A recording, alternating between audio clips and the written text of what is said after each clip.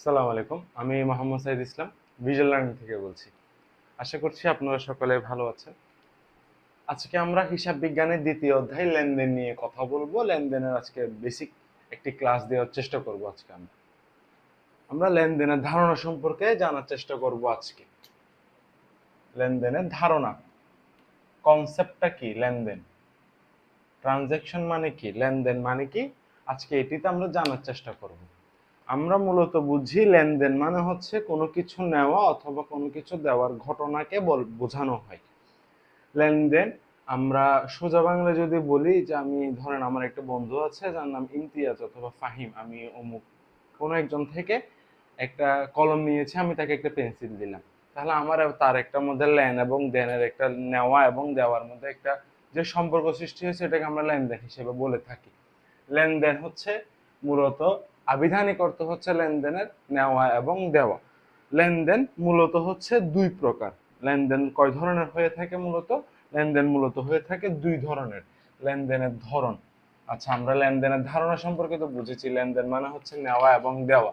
আচ্ছা এখন বুঝবো আমরা লেনদেনের ধারণটি কয় প্রকার, কয় ধরনের। লেনদেনের ধরন সম্পর্কে জানবো আমরা। লেনদেনের ধরন, লেনদেনের ধরন হচ্ছে দুই প্রকার। একটি হচ্ছে বাহ্যিক মানে বাহিরের, দ্বিতীয়টি হচ্ছে অভ্যন্তরীণ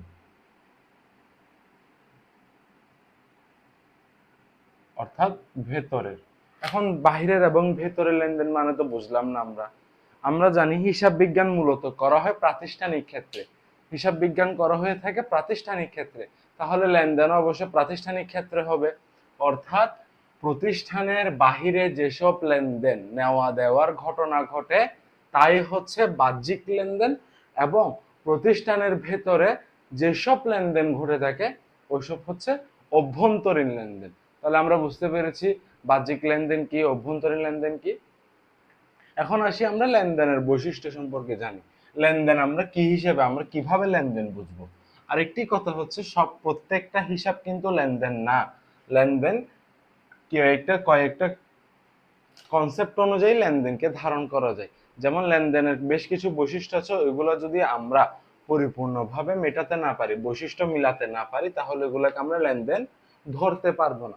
ঠিক আছে, লেনদেনের প্রথম বৈশিষ্ট্য হচ্ছে লেনদেন অর্থের অঙ্কে পরিমাপযোগ্য হতে হবে। লেনদেন অর্থের অঙ্কে পরিমাপযোগ্য হতে হবে মানে কি বুঝিয়েছে?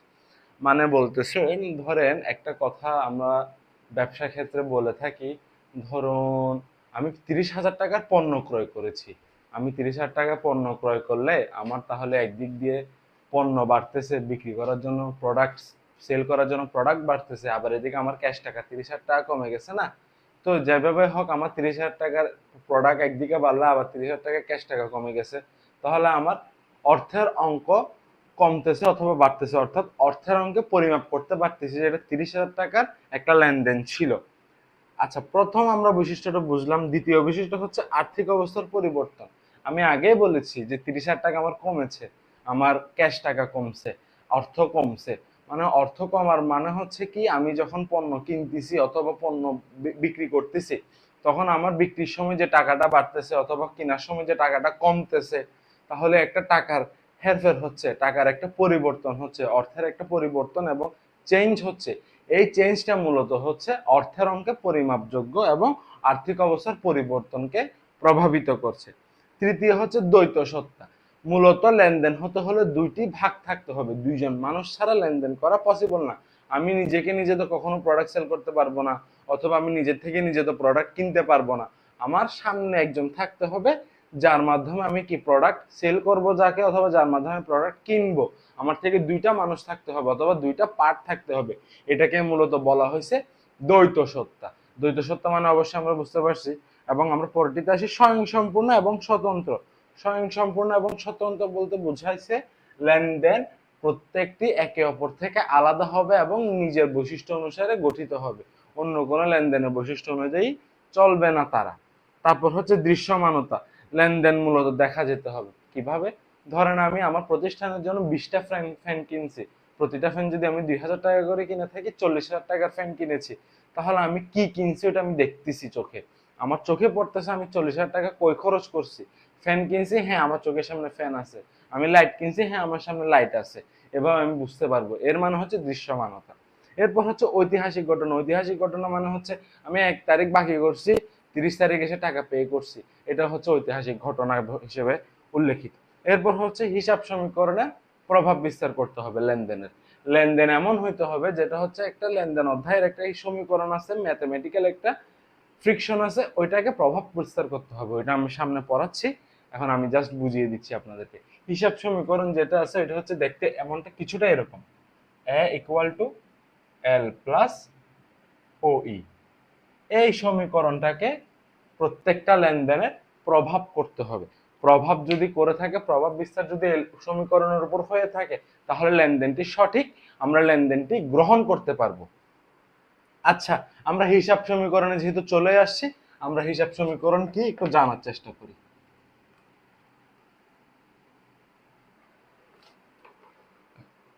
আমরা হিসাব সমীকরণ মূলত হচ্ছে ধরুন আমরা হিসাব সমীকরণ এমন একটি সমীকরণ যার মাধ্যমে আমরা লেনদেন চিহ্নিত করে থাকি এবং লেনদেনের প্রত্যেকটি সেকশনে আমরা কাজ করে থাকি। আচ্ছা, এই হিসাব সমীকরণকে আমি যদি বিশ্লেষণ করে বলে থাকি, এ সমান হচ্ছে অ্যাসেটস। এ সমান কি বলেছি? অ্যাসেটস। এল মানে হচ্ছে লায়াবিলিটিস এবং ওই মানে হচ্ছে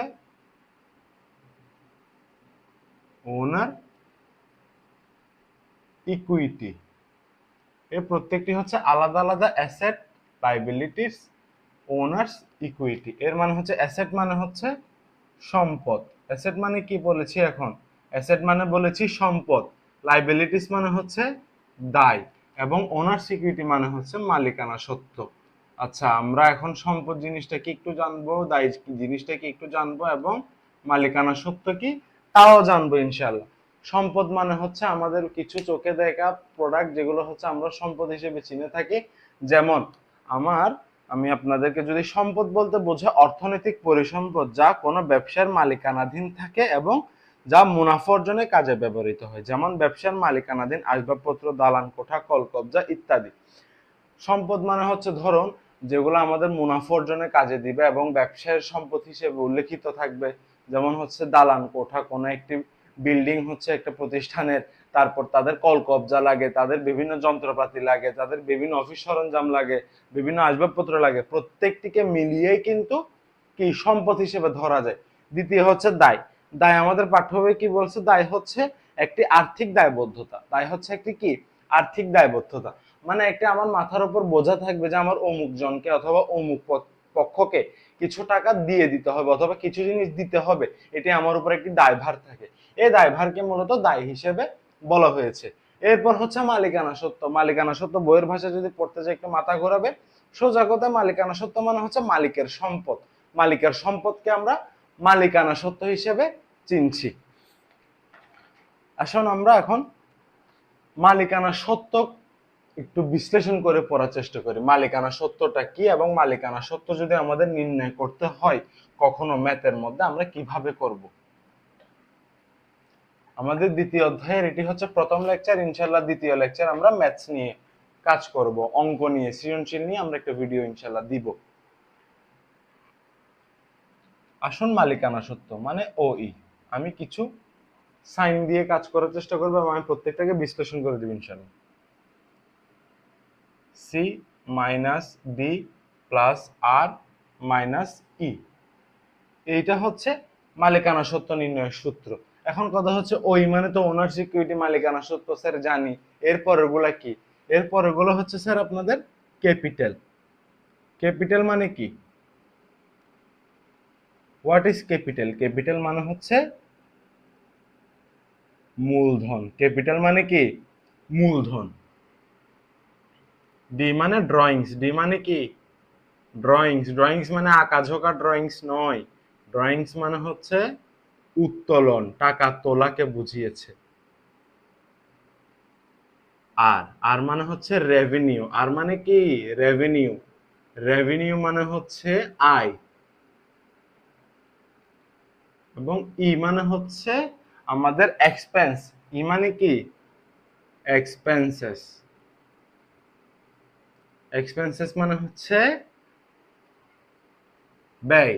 তাহলে আমরা মূলধন, উত্তোলন, আয় এবং ব্যয়কে মিলিয়ে আমরা মালিকানা সত্ত্ব হিসেবে চিনে থাকি। কিন্তু এটা কি কি কাজ করলে, কিভাবে সমষ্টি এবং বিয়োগের কাজ করলে আমরা মালিকানা সত্ত্ব নির্ণয় করতে পারবো তা একটু জানি। আচ্ছা, ক্যাপিটাল থেকে উত্তোলন বাদ দিয়েছে তারা। আমরা ক্যাপিটাল মানে মূলধন, ডি মানে ড্রয়িংস মানে উত্তোলন। তাহলে মূলধন থেকে উত্তোলন বাদ দিয়ে আয় যোগ করে ব্যয় বাদ দিলে আমরা মালিকানা সত্ত্ব পাচ্ছি। আবার আরেকবার পড়ি, আরেকবার হচ্ছে মূলধন থেকে উত্তোলন বাদ দিয়ে আয় যোগ করে এবং ব্যয় বাদ দিলে আমরা মালিকানা সত্ত্ব কি পেয়ে যাচ্ছি। এই হচ্ছে আমাদের মূলত হিসাব সমীকরণের কথাবার্তা। হিসাব সমীকরণের কিছু শর্ত আছে, আমরা ওই শর্ত নিয়ে পড়ার চেষ্টা করবো ইনশাল্লাহ। আমি এটা আপনাদেরকে ছকের মাধ্যমে বোঝানোর চেষ্টা করছি। আমি আমার নর্মাল স্টুডেন্টদেরকে এভাবে পড়ানোর চেষ্টা করি, এভাবে বোঝানোর চেষ্টা করি হিসাব সমীকরণটা ইনশাল্লাহ। আসুন আমরা এখন হিসাব বিজ্ঞান বিশ্লেষণ নিয়ে কিছু সমীকরণের দিকটা বোঝার চেষ্টা করি, যাতে আমাদের হিসাব বিজ্ঞান বুঝতে লেনদেনের সমীকরণ বুঝতে সুবিধা হয়। আচ্ছা, আমাদের কিছু শর্ত আছে সমীকরণের ক্ষেত্রে, যে সমীকরণটা আমরা পড়েছি একটু আগে, a = l + ওই। এখানের মধ্যে কিছু শর্ত আছে, টোটাল 7টি শর্ত। আমরা এই 7টি শর্তটা একটু বিশ্লেষণ করে দিব ইনশাল্লাহ পরবর্তী ভিডিওতে।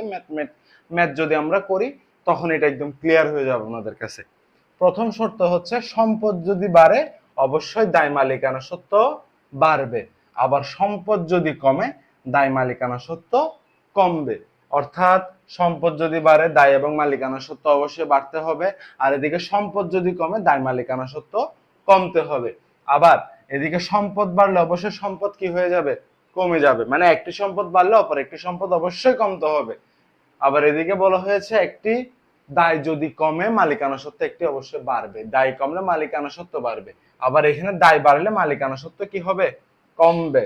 আবার ষষ্ঠতে বলা হয়েছে দায় একটা যদি বাড়ে অপর একটি দায় কমতে হবে, মানে একটা দায় বাড়লে অপর একটি দায় কমে যাবে। সপ্তমে হচ্ছে মালিকানা সত্ত্ব একটি যদি বাড়ে মালিকানা সত্ত্ব আরেকটি কমে যাবে। আচ্ছা ঠিক আছে, আমরা এই 7টাতে একটা কিন্তু প্যাটার্ন মিল পাচ্ছি। প্যাটার্নটা কি? প্যাটার্ন মানে হচ্ছে এই যে একটি পাশ আছে আরেকটি অন্য আরেকটি পাশ, দুইটা কিন্তু সাইড আলাদা, সমান চিহ্নের অপোজিট আরেকটা, এর বিপরীতে আরেকটা, টোটাল দুইটা সাইড। দুইটা সাইডের মধ্যে বলা হয়েছে এই সাইড যদি প্রভাবিত হয় এই সাইডও প্রভাবিত হবে, মানে এটাতে প্লাস হলে এটাতেও প্লাস হবে। আবার হ্যাঁ, এটাতে মাইনাস হলে এটাতেও মাইনাস হবে। এবং আরেকটা হচ্ছে আমাদের ক্লু এবং আরেকটা ইজি চান্স মিলানোর সেটা হচ্ছে যে এখানে প্লাস হলে এখানে মাইনাস হতে পারবে, এখানে প্লাস হলে এখানে মাইনাস হতে পারবে, কিন্তু এখানে প্লাস হলে এখানে মাইনাস হওয়া যাবে না। এখানে মাইনাস হলে এখানে প্লাস, এখানে মাইনাস হলে এখানে প্লাস, কিন্তু এখানে প্লাস হলে এখানে প্লাস হতে হবে, এখানে মাইনাস হতে হলে এখানে মাইনাস হতে হবে। একটু কনফিউজিং লাগতে পারে, কিন্তু যখন আমরা ম্যাথ করব, গণিত করব, অঙ্ক করার ক্ষেত্রে তখন একটু সোজা লেগে উঠবে ইনশাল্লাহ।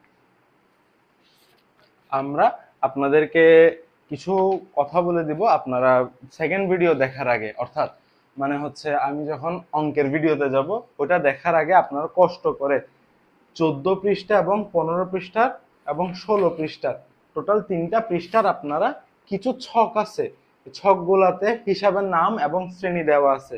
যেমন মূলধন হিসাব কি শ্রেণীতে পড়ে, মালিকানা সত্ত্বতে পড়ে, আবার বিক্রয় হিসাব আয় শ্রেণীতে পড়ে। এগুলো একটু কষ্ট করে আপনারা মুখস্থ করে নেবেন, তখন আমি পরবর্তীতে যখন ম্যাথ করাবো আপনাদের ক্যাপচার করতে খুব ইজি লাগবে। আজকে এতটুকুই থাক, ইনশাল্লাহ আমি সেকেন্ড ভিডিওতে আপনাদেরকে লেনদেনের ম্যাথ বুঝিয়ে দিব। আজকের জন্য এতটুকুই। আমার চ্যানেল ইনশাআল্লাহ সাবস্ক্রাইব করে দেবেন এবং আমার ফেসবুক পেজ ফলো করে দেবেন। আসসালামু আলাইকুম।